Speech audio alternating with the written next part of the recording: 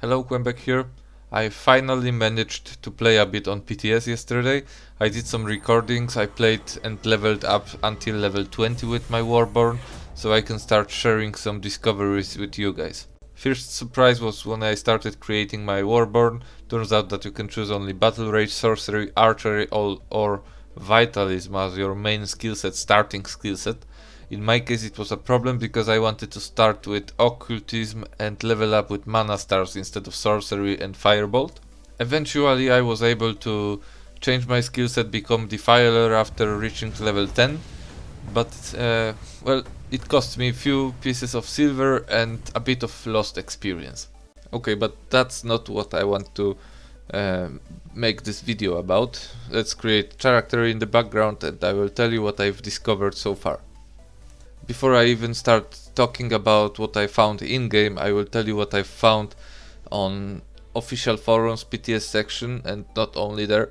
Turns out that those larceny changes, they receive a lot of negative feedback, and it seems like they can be combined, or they should be or have to be combined with exploration now, because one of those bigger, most rare crates that drop, they require a key, and this key can be made if you have like 50k exploration proficiency. So it seems like larceny itself might be a terrible idea as a money making method.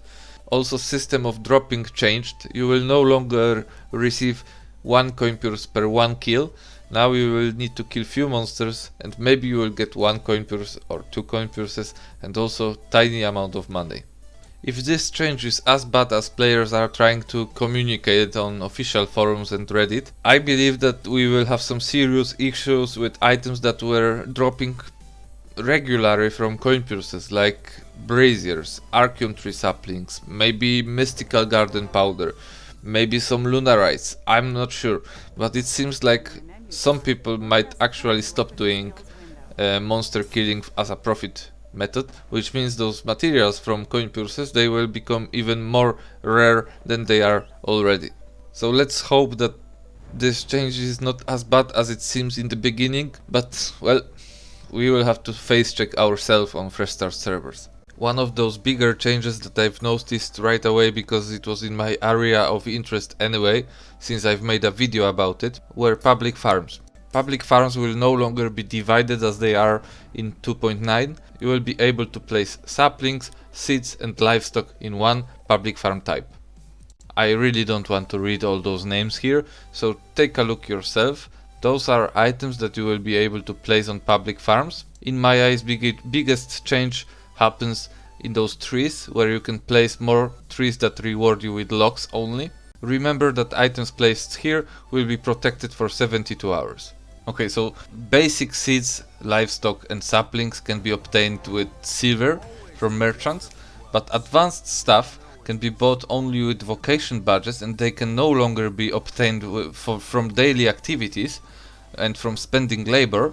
Now you obtain them by doing daily family quests, I believe. I didn't go into family yet on PTS, so I'm not sure, but I'm pretty sure that it's really hard to get them right now, if you compare it to 2.9. Second source of vocation badges might be farmers' workstations, which are supposed to give 750 vocation badges with daily quest rewards. Those changes may mess up the market as we know it, and they also might push us into smaller communities inside of a family instead of a guild. I wonder if this change will be good or not for fresh start servers. I'm pretty sure that we will need more details on it, and I will try to provide it in my future videos. I also played a warborn a bit. I was curious how fast he can be at farming Gilda stars. Turns out that he's really slow. You start receiving Gilda stars as quest rewards after reaching level 15, I believe.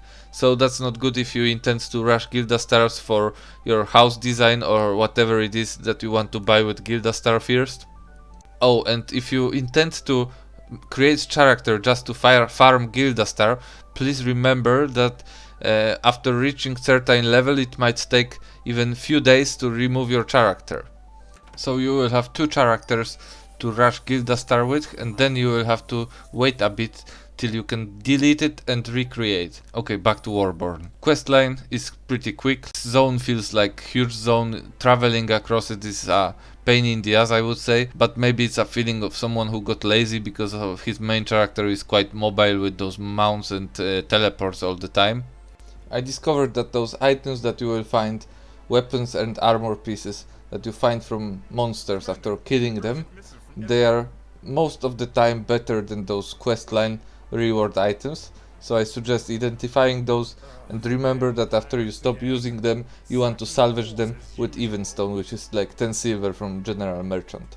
My first experiences I've gained in Sandbite Wilds zone, that's a new zone dedicated for warborn. It's a starter zone for warborns, and it also has a housing zone, so I decided to visit southern part of it to see if it's possible to place land for future trade runs, because it has access to water.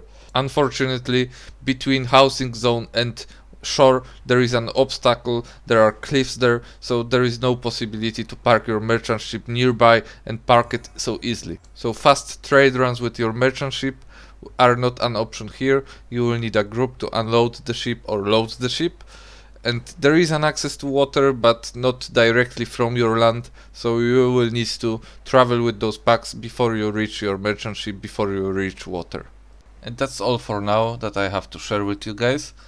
I hope you enjoyed the video. If you did, please hit the like button, comment or subscribe. Thank you very much and see you later.